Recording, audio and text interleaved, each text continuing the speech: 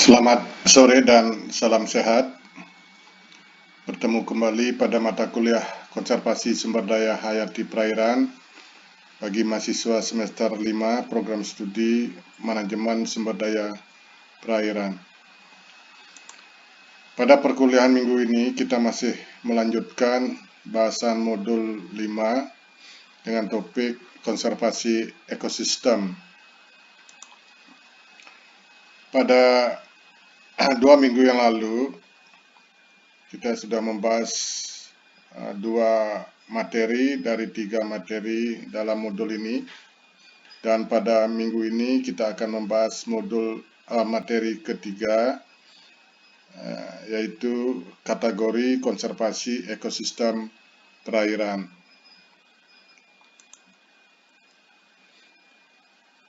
Kategori dan jenis konservasi ekosistem perairan.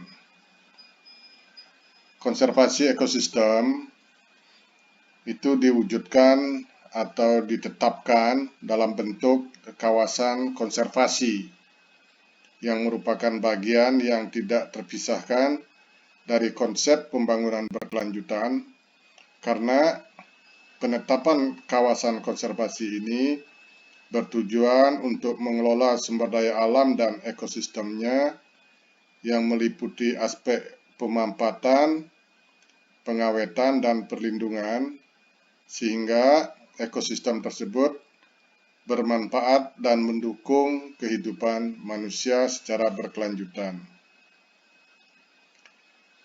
Nah, di dalam penetapan kawasan konservasi itu terdapat beberapa kategori dan jenis kawasan konservasi ekosistem, baik dilihat dari konteks global maupun dalam konteks peraturan perundang-undangan Indonesia.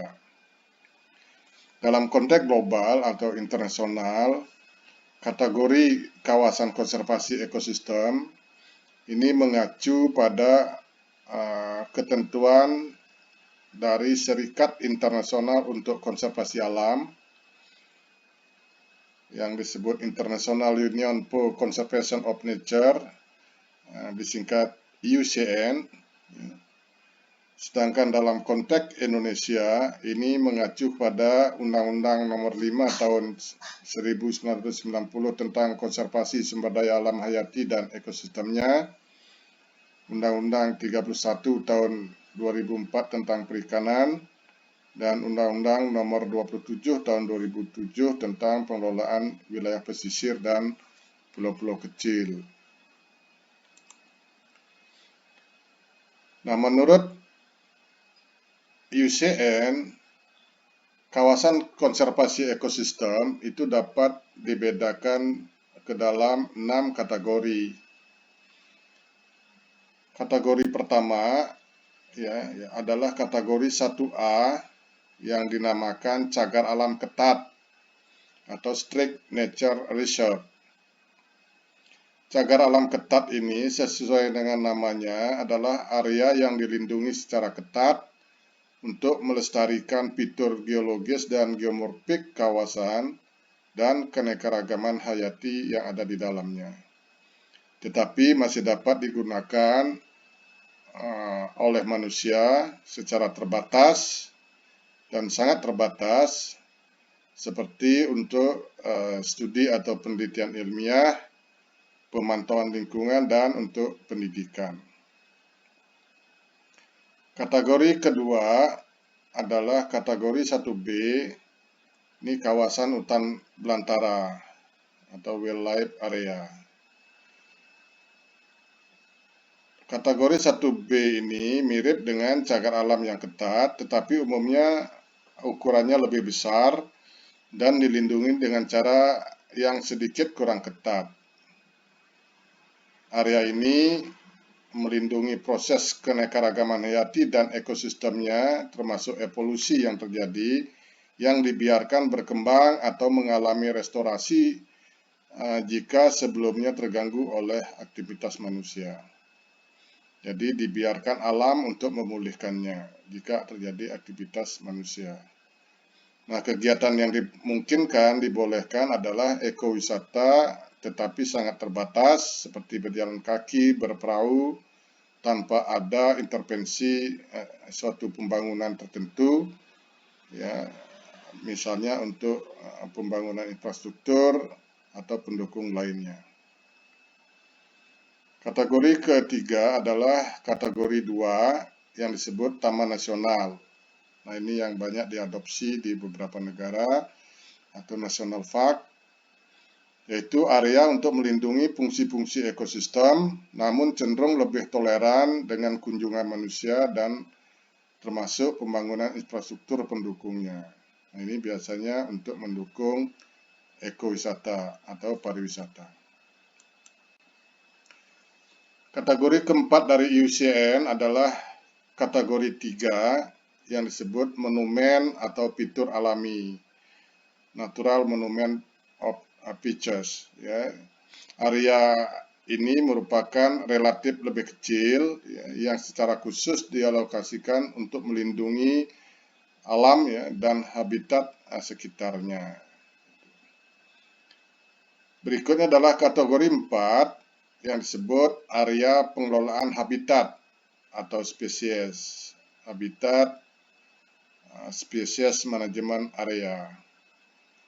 Nah, kategori ini merupakan area pengelolaan habitat atau spesies mirip dengan monumen atau fitur alami, tetapi berfokus pada area konservasi yang lebih spesifik, ya, seperti spesies atau habitat yang dapat diidentifikasi yang membutuhkan perlindungan terus-menerus agar tidak mengalami kepunahan. Tindakan manajemen dapat mencakup antara lain pencegahan pemburuan liar, ya, penciptaan habitat buatan, ya, menghentikan suksesi alami, dan praktek pemberian makan tambahan. Masih dimungkinkan, ya, untuk perlindungan spesies atau habitat tertentu.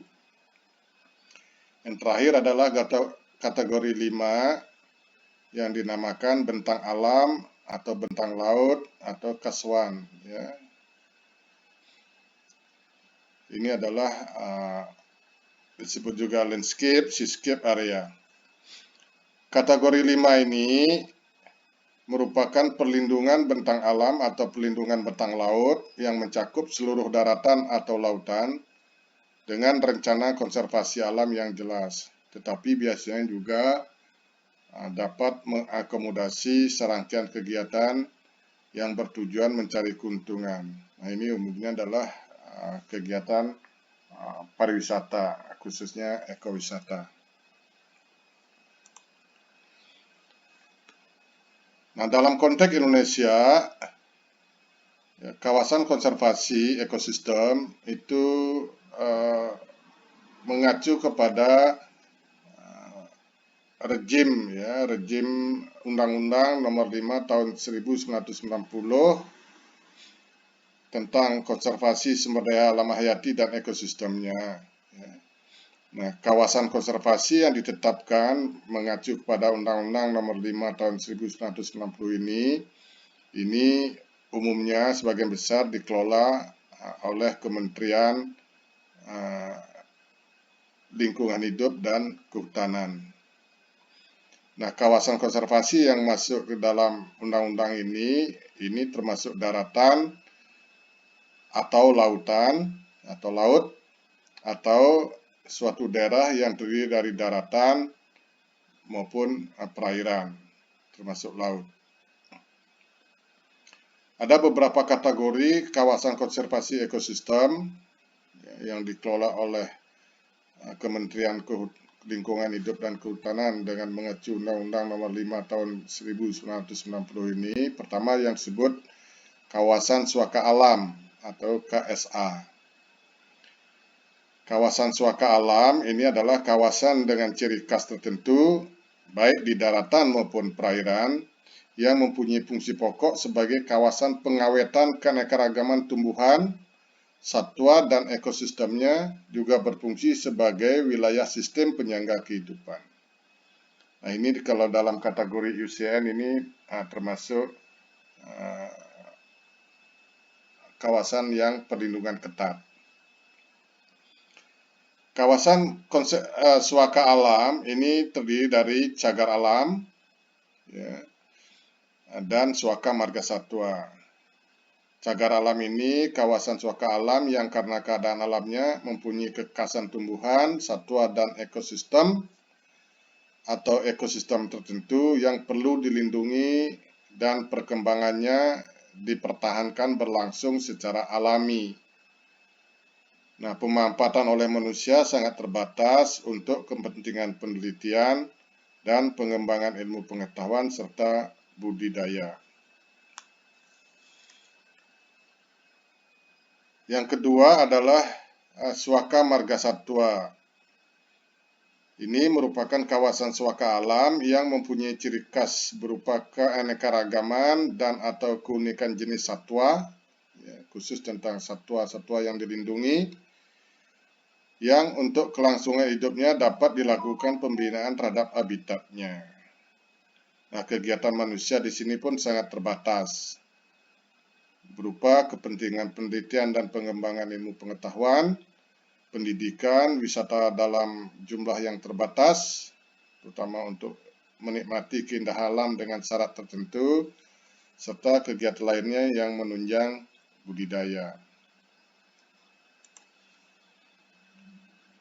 Kategori kedua adalah kawasan pelestarian alam. Nah, kawasan pelestarian alam ini disebut juga kawasan konservasi, ya, yang menyeimbangkan antara perlindungan, pelestarian, dan pemanfaatan berkelanjutan. Nah, jadi kawasan pelestarian alam ini adalah kawasan dengan ciri khas tertentu, baik di darat maupun di perairan, ya, yang mempunyai ciri tertentu, ya, dengan diperlukan perlindungan sistem penyangga kehidupan, pengawetan keanekaragaman jenis tumbuhan dan satwa, dan pemanfaatan secara lestari terhadap sumber daya alam hayati dan ekosistemnya. Nah, di sini untuk kawasan pelestarian alam ini masih dimungkinkan berbagai pemanfaatan. Kawasan pelestarian alam dapat dibedakan menjadi 3 jenis, ya, 3 jenis, yaitu taman nasional, ya, taman hutan raya atau tahura, dan taman wisata alam. Ini baik di perairan maupun di darat. Ya, itu. Nah, berikutnya adalah kategori konservasi ekosistem menurut Undang-Undang 31 tahun 2004 tentang perikanan dan Undang-Undang nomor 27 tahun 2007 tentang pengelolaan wilayah pesisir dan pulau-pulau kecil. Nah, menurut Undang-Undang nomor 27 tahun 2007 tentang pengelolaan wilayah pesisir dan pulau-pulau kecil, kawasan konservasi di wilayah pesisir dan pulau-pulau kecil, ya, itu dibedakan menjadi 4 kategori. Ya, 4 kategori kawasan konservasi pesisir dan pulau-pulau kecil. Yang pertama adalah yang disebut sebagai kawasan konservasi pesisir dan pulau-pulau kecil, disingkat KKP 3K. Nah, ini umumnya, ya, merupakan bagian wilayah pesisir dan pulau kecil yang mempunyai ciri khas tertentu sebagai satu kesatuan ekosistem yang dilindungi, dilestarikan, dan dimanfaatkan secara berkelanjutan untuk mewujudkan pengelolaan wilayah pesisir dan pulau-pulau kecil secara berkelanjutan. Kategori kedua adalah kawasan konservasi maritim atau KKM. Nah, yang disebut dengan kawasan konservasi maritim ini adalah daerah perlindungan adat dan budaya maritim. Ya, ini biasanya di wilayah pesisir dan pulau-pulau kecil yang mempunyai nilai arkeologi, historis khusus, ya, situs sejarah, ya, tentang kemaritiman, dan tempat ritual keagamaan atau adat dan sifatnya sejalan dengan upaya konservasi pesisir dan pulau-pulau kecil. Nah, kawasan konservasi maritim ini salah satunya sudah ditetapkan di Bali, yaitu kawasan Teluk Benua, itu dilakukan konservasi dengan kategori kawasan konservasi maritim. Satu lagi ada kawasan konservasi maritim yang ditetapkan di Provinsi Banten. Kategori ketiga adalah kawasan konservasi perairan. Ya, kawasan konservasi perairan ini sudah banyak ditetapkan di Indonesia, ya, berdasarkan Undang-Undang 31 tahun 2004, ya, dan Undang 27 tahun 2007. Apa itu kawasan konservasi atau KKP? KKP adalah kawasan perairan yang dilindungi, dikelola dengan sistem zonasi untuk mewujudkan pengelolaan sumber daya ikan dan lingkungannya secara berkelanjutan. Kalau kawasan konservasi pesisir dan pulau-pulau kecil serta kawasan konservasi maritim, ini bisa saja menyangkut bagian wilayah daratan dan perairan di suatu daerah. Sedangkan KKP ini khusus konservasi di perairan, tidak menyangkut daratan. Sedangkan kategori keempat yang sudah banyak dikenal adalah sempadan pantai. Nah, sempadan pantai seperti namanya dia berada di daratan, yaitu daratan sepanjang tepian pantai, ya, yang lebarnya proporsional dengan bentuk dan kondisi fisik pantai minimal 100 meter ke arah darat, ya, dari titik pasang tertinggi. Nah, inilah kategori kawasan konservasi ekosistem, ya, di wilayah pesisir dan pulau-pulau kecil. Nah, untuk KKP 3K, KKM, dan KKP ini dibagi lagi ke dalam beberapa jenis. Ya, kita akan pertama lihat jenis-jenis dari KKP 3K. Jadi kategori dibedakan ke dalam jenis. Nah, jenis kawasan konservasi pesisir dan pulau-pulau kecil atau KKP 3K ada suaka pesisir, ya, ada suaka pulau kecil, ya, taman pesisir, taman pulau kecil. Kalau suaka pesisir ini biasanya menyangkut perairan dan daratan pesisir untuk perlindungan atau untuk konservasi sumber daya ikan, ya, keanekaragaman hayati yang memang tidak dapat intervensi pemanfaatan manusia. Ini adalah merupakan suaka, ya. Demikian juga suaka di pulau kecil. Ini bisa menyangkut pulau kecil dan perairan sekitarnya, ya. Ini untuk dilindungi sebagai tempat hidup dan berkembang biak suatu jenis atau sumber daya alam hayati yang khas atau unik atau langka dikhawatirkan punah. Sedangkan taman pesisir, nah, ini bisa menyangkut perairan dan daratan dan perairan sekitarnya. Ini terutama di samping untuk konservasi keanekaragaman hayati, juga dapat dimanfaatkan secara berkelanjutan untuk kepentingan ilmu pengetahuan, penelitian, pendidikan, peningkatan kesadaran konservasi, dan wisata bahari dan serta rekreasi. Jadi kalau ada kata taman, berarti di sini dimungkinkan dimanfaatkan kawasan konservasi, tapi dimungkinkan dimanfaatkan untuk wisata.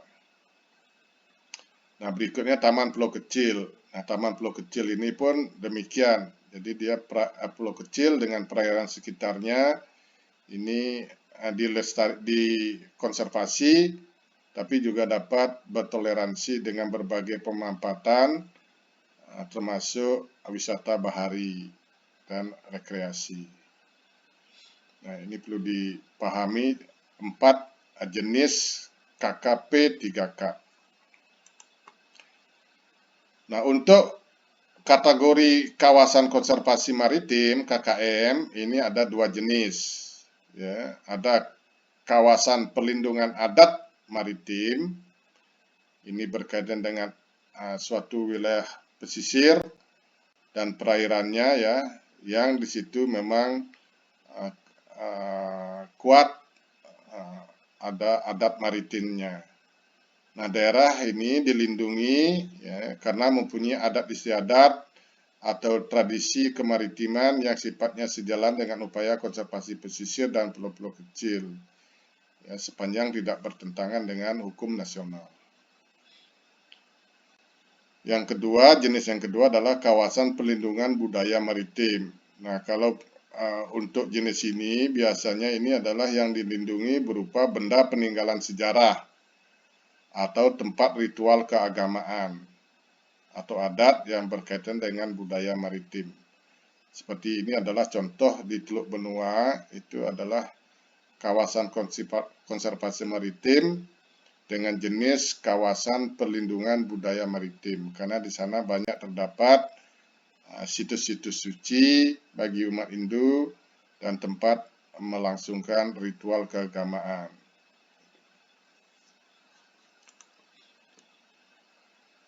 Nah, untuk kawasan konservasi perairan, ya, ini ada 4 jenis kawasan konservasi perairan atau KKP. Ada Taman Nasional Perairan.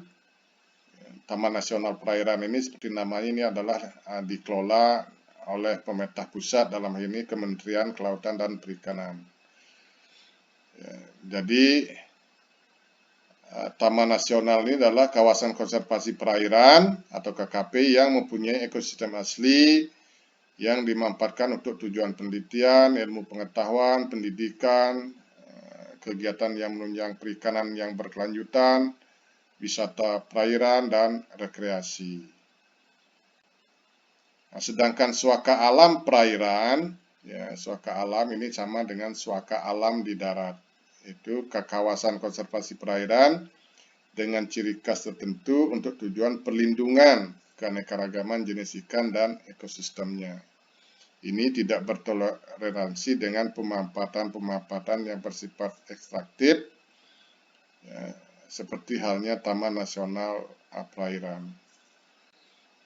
Sedangkan Taman Wisata Perairan, ya, Taman Wisata Perairan ini dapat dikelola oleh pemerintah provinsi maupun pemerintah pusat, dalam ini Kementerian Kelautan dan Perikanan.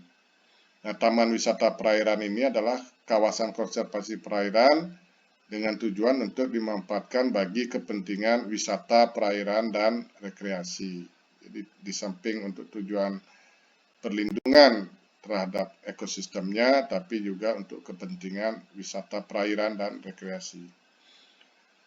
Nah, yang keempat adalah suaka perikanan. Suaka perikanan ini, ya, kawasan perairan tertentu baik air tawar, payo maupun laut, ya, dengan kondisi ciri tertentu sebagai tempat berlindung, berkembang biak, ya, dari jenis sumber daya ikan tertentu yang berfungsi sebagai daerah perlindungan.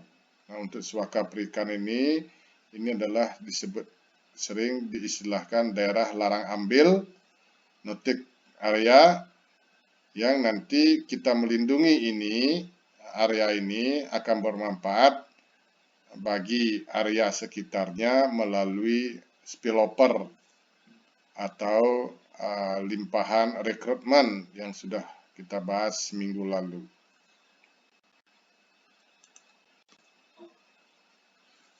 Nah, di dalam penetapan berbagai jenis kawasan konservasi perairan itu harus mengacu kepada kriteria-kriteria. Jadi setiap jenis itu mempunyai kriteria, ya, baik itu adalah kriteria ekologi, sosial budaya, dan ekonomi. Jadi untuk masing-masing kawasan konservasi di wilayah pesisir dan pulau-pulau kecil itu perlu dianalisis kesesuaiannya, apakah kondisinya itu nanti masuk ke dalam jenis yang mana. Contoh misalnya suaka pesisir, ya, ini terdapat beberapa kriteria, ya, misalnya wilayah pesisir menjadi tempat hidup dan berkembang biak atau habitat, ya, dari suatu keanekaragaman hayati yang khas, ya, langka dan dikhawatirkan akan punah. Dan di situ harus ada bukti bahwa di sana terdapat spesies atau keanekaragaman hayati yang unik, khas dan langka serta dikhawatirkan punah. Oleh karena itu nanti ini masuk ke dalam suaka pesisir. Dia menyangkut daratan dan bisa juga terkait dengan perairan di sekitarnya. Sama halnya dengan suaka pesisir, ya, juga berlaku untuk suaka pulau kecil, tapi ini khusus berada di pulau kecil dan perairan sekitarnya. Di sana merupakan habitat, ya, bagi suatu jenis yang khas, unik, langka dan dikhawatirkan akan punah. Nah, sedangkan taman pesisir ini memang diperuntukkan di samping untuk perlindungan, tapi juga untuk wisata. Ya, untuk wisata, tentu di sana mempunyai kriteria ada daya tarik wisata berupa keindahan alam atau keunikan alam yang berada di pesisir, termasuk daratan dan perairan sekitarnya. Nah, berikutnya adalah daerah pelindungan adat maritim. Nah, kalau pelindungan adat maritim ini di sana ada bukti bahwa di wilayah pesisir dan pulau-pulau kecil tersebut memiliki kesatuan masyarakat hukum adat, ya, dan atau kearifan lokal, hak tradisional dan lembaga adat yang masih berlaku. Ya, ini banyak terdapat di wilayah Indonesia Timur yang masih mempunyai tradisi atau kesatuan masyarakat hukum adat. Kemudian daerah pelindungan adat maritim, ya, ini sama, ya. Kemudian ada kawasan konservasi perairan. Kawasan konservasi perairan ini adalah dikelola dengan sistem zonasi untuk pemanfaatan sumber daya perairan yang berkelanjutan. Jadi menyeimbangkan antara perlindungan, perikanan berkelanjutan, dan pariwisata yang berkelanjutan. Tentu ini juga memerlukan beberapa kriteria, ya, baik kriteria ekologi, sosial budaya, dan ekonomi. Nah, berikutnya adalah Taman Nasional Perairan. Ini terdapat beberapa kriteria, ya, sama halnya seperti taman nasional yang ada di darat. Nah, untuk Taman Nasional Perairan ini juga kriteria utamanya adalah memiliki keanekaragaman hayati perairan yang alami dan dapat menunjang kelestarian plasma nupah atau sumber daya genetik, pengembangan pendidikan, wisata perairan, nilai budaya lokal, dan perikanan berkelanjutan. Nah, berikutnya adalah suaka alam perairan. Suaka alam perairan ini memang sangat terbatas campur tangan manusia. Di sini terdapat jenis ikan yang khas, unik, langka, atau endemik yang terancam punah, ya, sehingga membutuhkan perlindungan dan pelestarian yang lebih ketat untuk menjamin perkembangannya untuk mencegah kepunahan. Ini berada dalam suaka alam perairan. Sedangkan taman wisata perairan, ya, taman wisata perairan ini Ini tentu syarat utamanya adalah di samping mempunyai keanekaragaman hayati, juga mempunyai daya tarik wisata yang tinggi sehingga berpeluang untuk menunjang pemanfaatan berkelanjutan melalui wisata perairan. Berikutnya adalah ini suaka perikanan.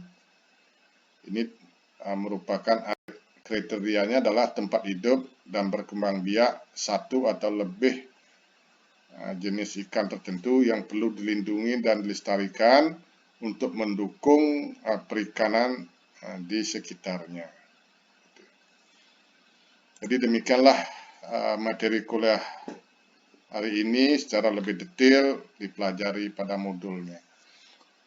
Kita akan bertemu pada sisi diskusi. Terima kasih atas perhatiannya.